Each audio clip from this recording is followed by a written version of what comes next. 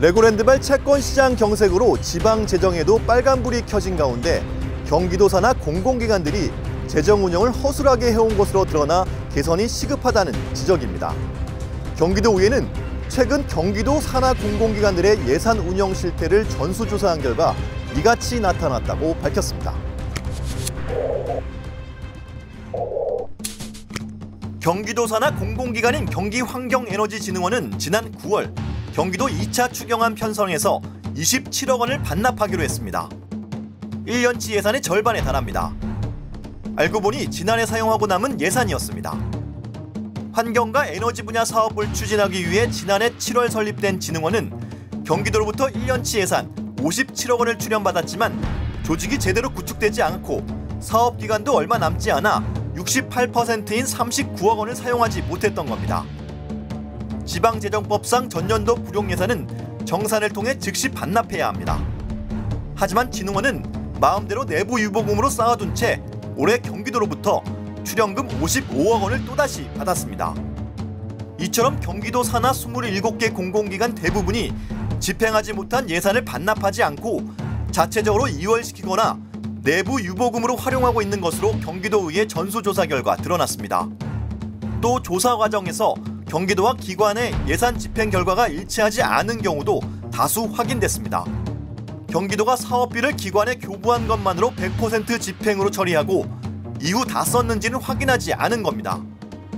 실제로 기관마다 출연금 불용액이 누적돼 예비비 성격의 순세계 잉여금은 매년 늘어 2021년 기준 1,000억 원이 넘는 것으로 조사됐습니다. 경기도는 쓸 돈이 없어 이번 2차 추경에서 9천억 원의 재정 안정화 기금까지 끌어온 상황을 감안하면 이 같은 허술한 재정 운영이 아쉬울 수밖에 없습니다.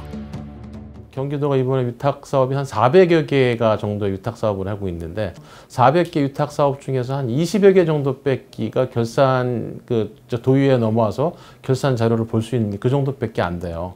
나머지 상당수는 그냥 출자금이나 출연금으로 집행이 돼서 위탁 사업이라고 되는데 그게 어떻게 진행이 집행이 되고 있는 거는 그 해당 기관의 이사회나 그런 곳에서 결산 보고가 되고 의회에서는 그냥 다 쓴 다음에 불용이 생겼다, 남았다, 집행이 결산서야 이제 결산 시기에 다 예산 집행돼서 문제가 없다. 그 정도만 하는 거지 실제 사업이 잘 집행이 돼서 효과가 있었다 없었다 그런 거 평가가 할 수 없는 그런 현재 상황입니다. 산하 공공기관들의 결산을 의무화하는 관련 법률이 지난 2020년 개정돼 시행됐지만 경기도가 제도 실행을 위한 조례를 만들지 않았기 때문입니다. 서울시나 부산시의 경우 관련 조례를 제정해 집행 잔액은 물론 이자까지 반납받고 있습니다. 네, 경기도 공공기관에서 관리하는 출연금이라든지 위탁 사업 규모가 매해 늘고 있습니다.